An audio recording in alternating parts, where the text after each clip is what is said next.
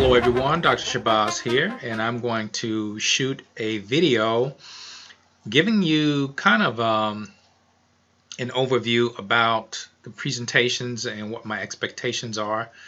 I have uploaded a number of documents for your convenience, but I'd like to say a few things about the project itself going forward so that you can have a clear understanding of what I'm looking for when you present on this coming week. As you all remember, one of the first things we did in this class was a case on PepsiCo marketing Cheetos into China. And so what you had was this article, and this article was is a rather old article now, but this is when Cheetos did not exist in China. And so what PepsiCo did is they did some research. They tested the water, so to speak. They looked at market size. They looked at per capita income. They looked at possible partnerships. They went in and they did some focus groups. They got 600 flavors. They tested the flavors. They chose some flavors. They did some work on the packaging. And they came up with a phonetically similar name to Cheetos. I don't know how long this process took, but it was a very expensive process. This is what you call R&D, research and development. And to this day, this company, PepsiCo, has a very successful product in China. So this is exactly what we're doing, minus the fact that we don't have the resources that this multi-million-dollar company has. I do realize that. So what I want you to do is to be as realistic as possible in terms of finding a niche in your country for a product that will be successful. You're not a humanitarian organization. You're not trying to cure any disease. You are essentially trying to take a product into another market.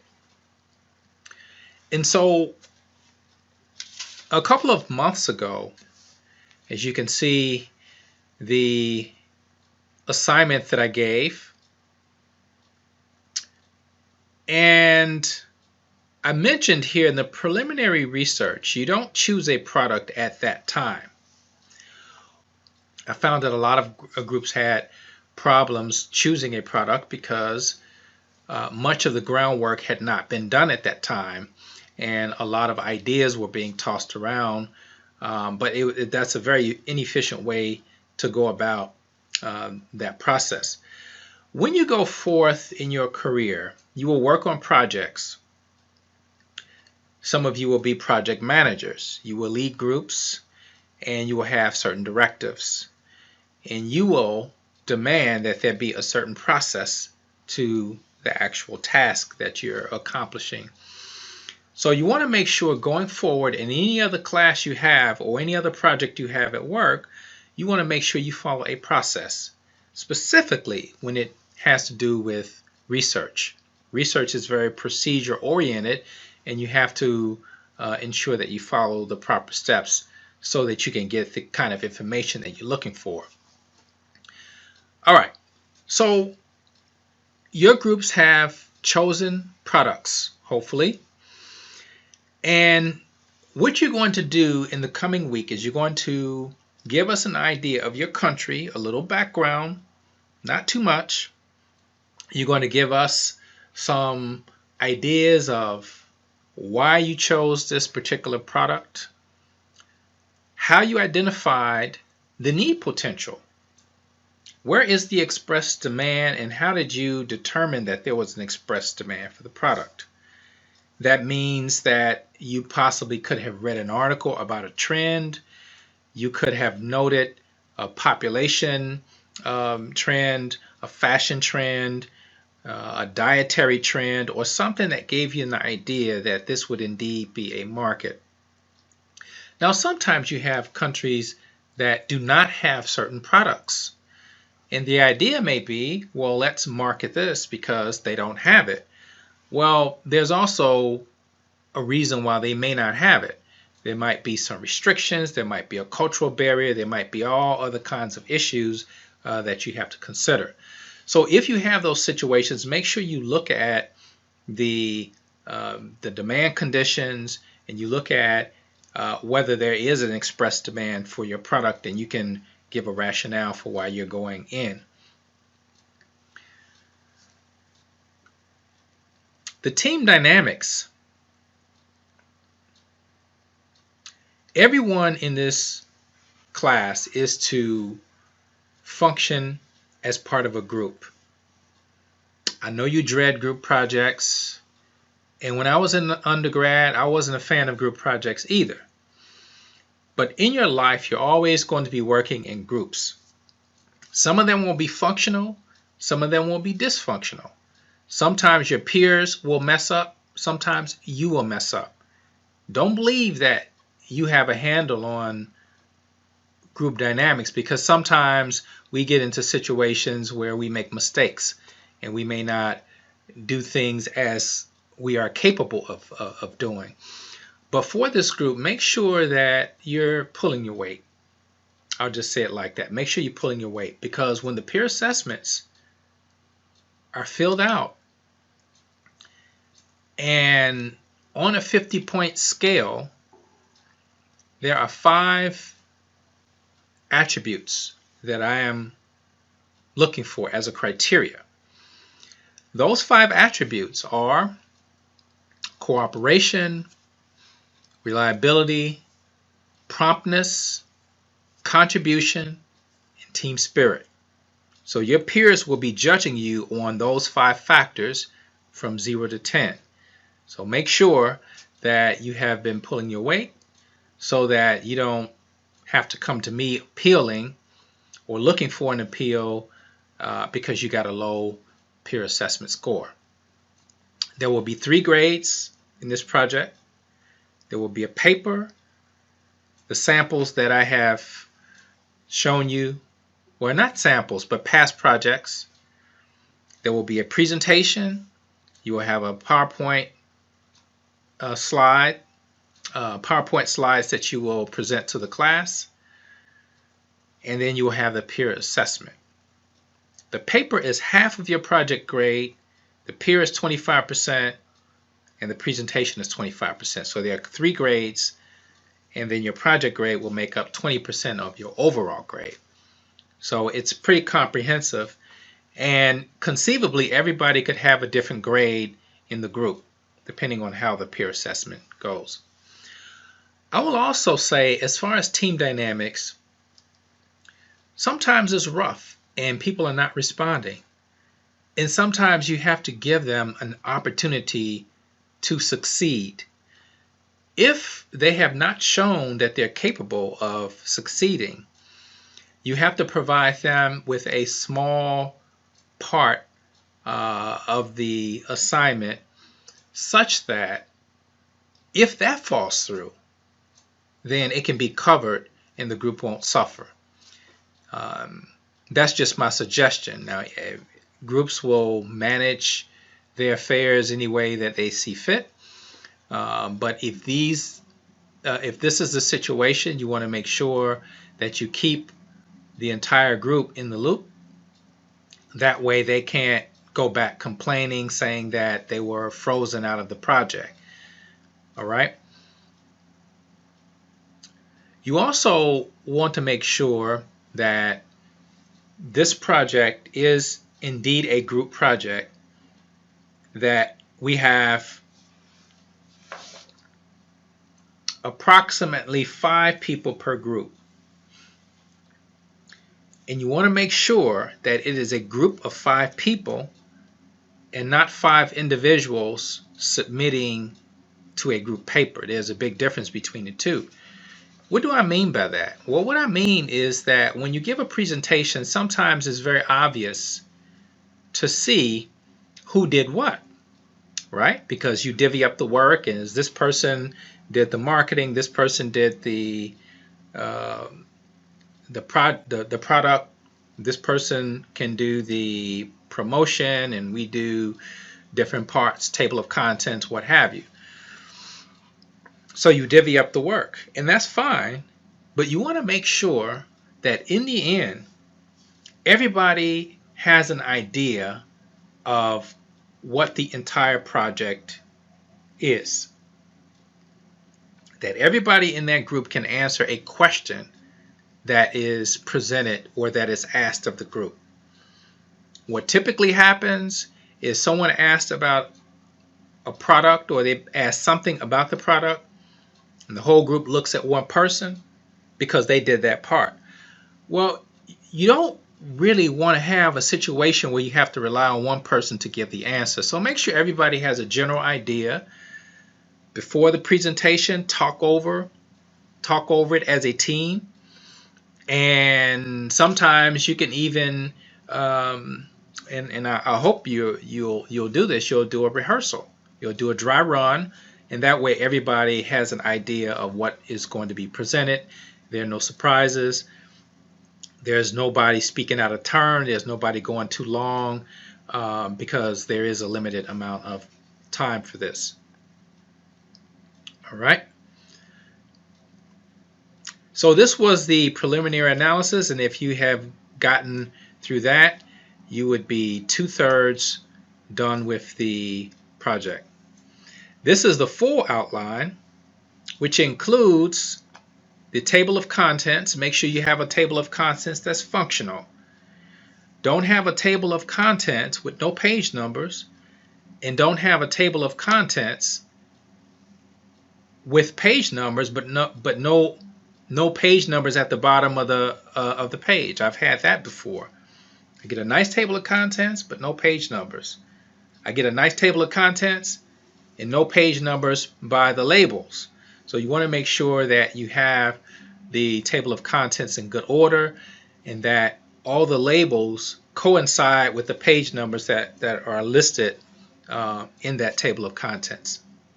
You don't want somebody going looking for social cultural environment and it says page 5 and they go to page 5 and it's not there. You want to make sure that that's all taken care of. There are ways to generate a table of contents in Microsoft Word, and it's a very useful skill to have, if you're doing documents, and because we make mistakes, and sometimes when you make changes to a document, everything shifts, and now you have to change all the page numbers. If you generate a table of contents and you make say you make 100 changes, 200 changes, all you have to do is regenerate the table of contents, and all the page numbers will coincide with the labels that you're identifying. So you have an executive summary. All the other things were from the preliminary analysis.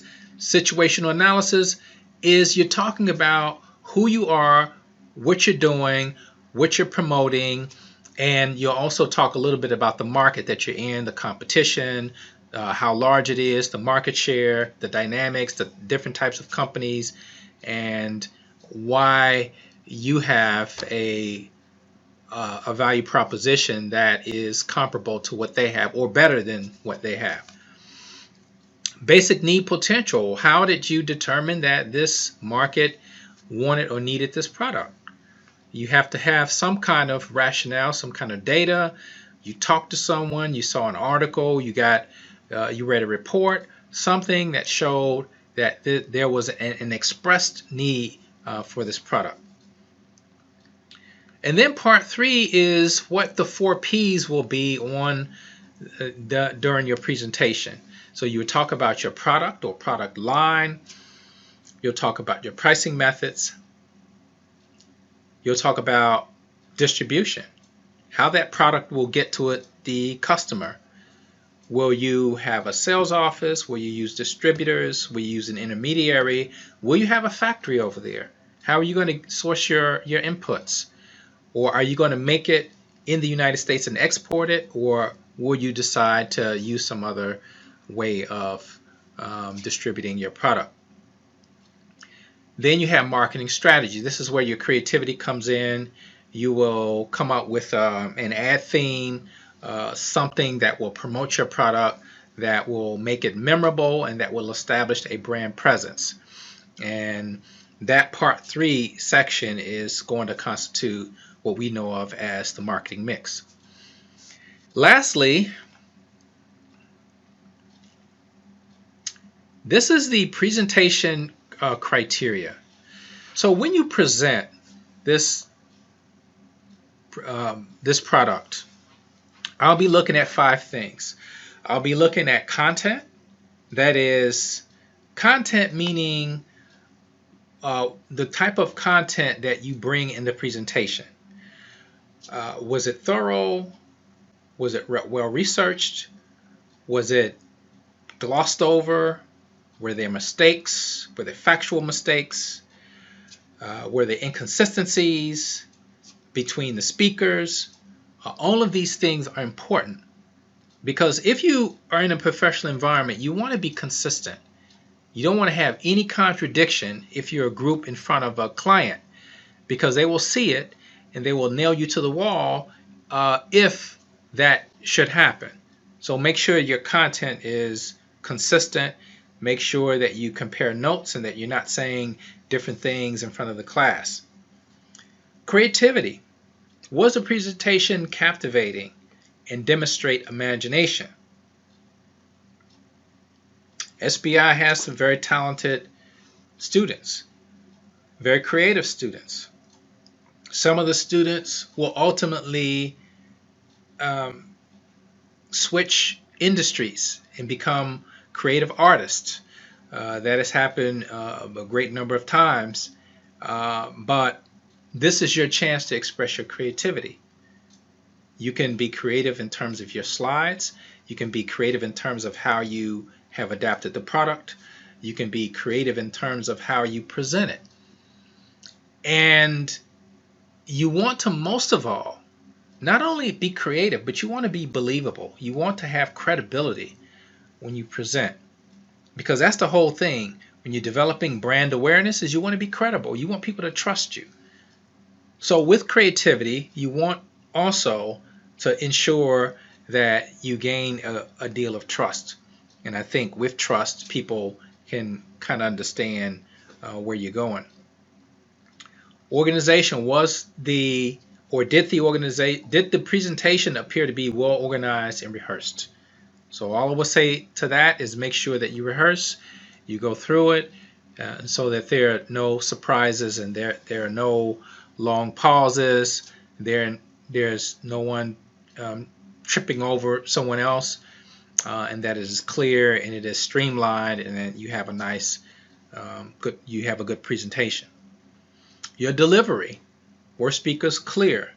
Make sure you project your voice, that you breathe through your diaphragm and out, and that you make sure you have good posture. Your hands should not be in your pockets. If you're using cell phones, if you're using cue cards, make sure you're not reading from them, because cue cards essentially are for cues, right? You look at something, it gives you a cue, then you speak off of it. It's the same with slides. You have a PowerPoint slide, you don't read from it, you basically use it as a cue to speak off the bullet, and then you project it to the audience. If there are mistakes made, just relax and think about your last point, and then try to pick up your memory if you lose your train of thought. Visual aids.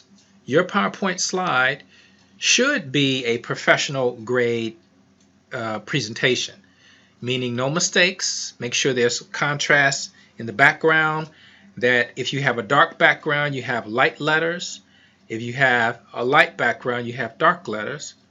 If you have a textured background, which means that you have a design somewhere, make sure that the text can be read over the textured background, so that we're not losing any information that may be presented, on the slide.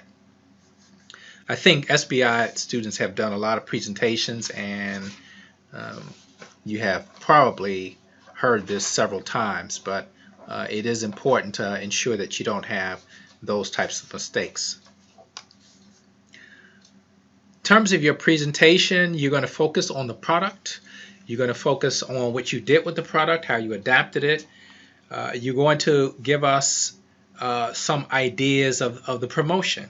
Again, you can use a video that you've made. You can do a skit. You can show us a billboard. You can do a radio spot. You can show us a website. Anything that will help make your point. But also know that if you're doing translations in languages and if you're speaking in other languages, make sure the translation works. Never know who's in the audience. Someone may speak the language and they'll say, oh, well, that's not the right translation. But again, I think this typically goes over quite well. All right. So your reference point, the last 3 chapters that we've done, entry strategies, the entry strategies and the actual marketing that you're going to be doing, chapters 13 and 14 will give you some insight as to how to go about your marketing strategy. So you might want to take a look at those 2 chapters. And lastly, the guidelines are the presentation are 10 to 12 minutes. You shouldn't be less than 5 minutes with 5 people in the group. Avoid adding special features at the last minute. Now, we had our last journal presentation. That was Thursday. And a number of people did PowerPoint presentations for their journal article. And of course, I was not aware that these were going to be done, and it's fine. But what typically happens is when you have something like that, it adds a little bit of time to the setup, the whole setup process. So if you have something that you're doing that's extra, make sure that you let me know so that way we can queue up and you won't have to open up your Gmail and get slides and load them up and all the other things that takes a lot of time to do. And then time just melts away. We run out of time as we did in one of our classes for the journals. Professional attire is required. Typically that would mean form attire, and which is easy for us because we know what form attire is, and you typically will be wearing it every week. So that should not be a difficult requirement to meet. Again, bullet 3, focus on presenting the attributes of the product. Notice explanation of financial statements are not needed. You don't need to go over those financial statements or break even or cash flow or income statement. You don't need to do that. What we will want to see are your props, your mock-ups, anything that you want to show us to give us an idea of how your idea will fit, whether it be the packaging, whether it be the label, the name, the color. You can also pass out samples if you'd like. That is perfectly acceptable. If you're bringing something to eat, make sure that you clean up and that we're not, preferably you would do that at the end of your presentation while we're waiting on the other group to set up. All right, well, that should do it. As I said, skits are fine, and each member who is presenting in the group should have a role to play, meaning that you're not just standing up there looking around. Now, if you have not done anything in the group, you want to make sure that you're doing something, whether it's manning the keyboard, holding a sign, doing something. And typically when students have not done much and they start presenting, you can tell because they get long. They're trying to catch up. They're trying to hit a home run because they're trying to impress their group members and kind of encourage them not to give them a low peer score. But you want to make sure you're doing something, that everybody is balanced, that when you're standing in front of the classroom, you're balanced, that everybody's looking in the same direction. They're looking toward the person that's speaking, or looking toward the center, or looking out. You don't want people looking in different directions, or you don't want someone looking off to the side with their hands in their pockets. You want to be professional, and you want to command the room. You want to project yourselves to the audience. The final papers I do the day of the presentation. So I don't want to hear people coming up after saying, well, we have to go get it bound. There's a page missing. I left my section on my thumb drive. My hard drive crashed. There's a such thing as redundancy. So you want to have several copies of everything. Everybody should have a copy on their thumb drive, or on their computer, or on their Gmail. So that way, if we have a situation that we have redundancy, and then we will save the day when those accidents happen.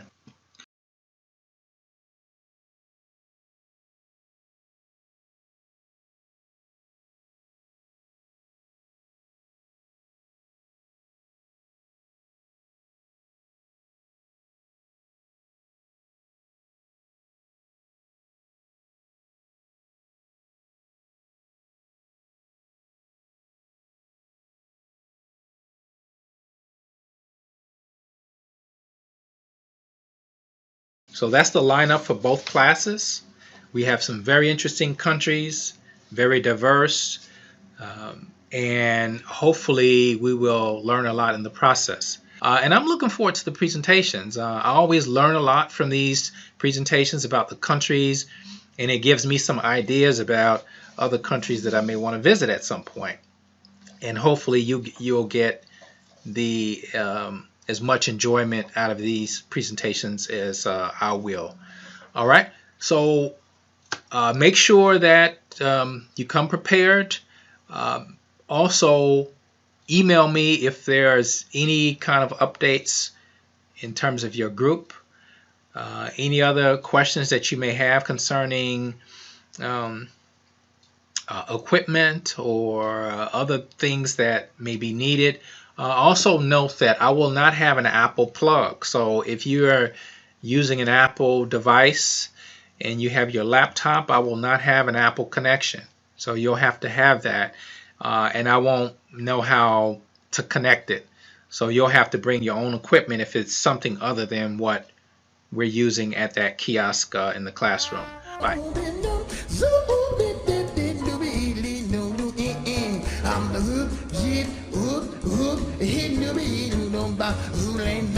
Shoot out the name, shoot it in the name, shoot out the name.